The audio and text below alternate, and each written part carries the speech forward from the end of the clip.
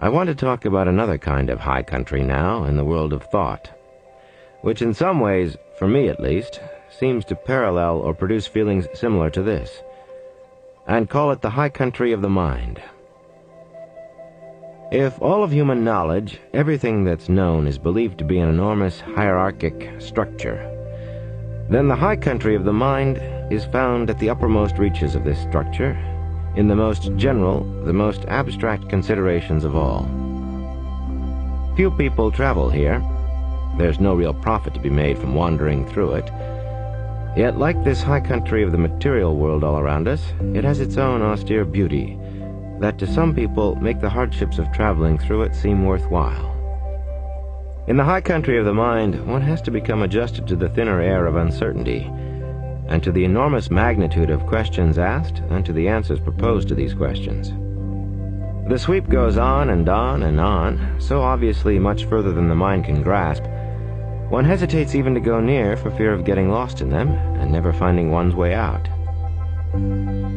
What is the truth, and how do you know it when you have it? How do we really know anything?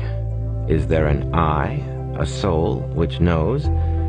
Or is this soul merely cells coordinating senses? Is reality basically changing, or is it fixed and permanent? When it's said that something means something, what's meant by that? Many trails through these high ranges have been made and forgotten since the beginning of time.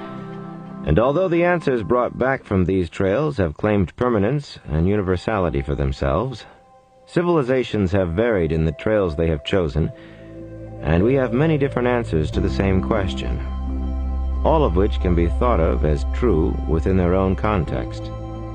Even within a single civilization, old trails are constantly closed and new ones opened up.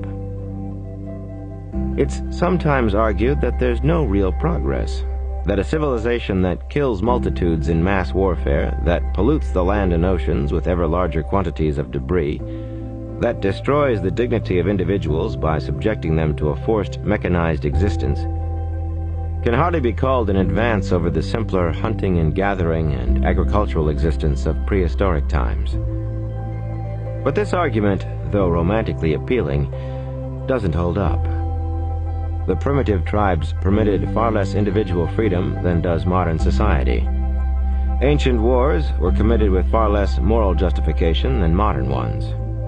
A technology that produces debris can find, and is finding, ways of disposing of it without ecological upset. And the schoolbook pictures of primitive man sometimes omit some of the detractions of his primitive life: the pain, the disease, famine, the hard labor needed just to stay alive. From that agony of bare existence to modern life can be soberly described only as upward progress, and the sole agent for this progress is quite clearly reason itself.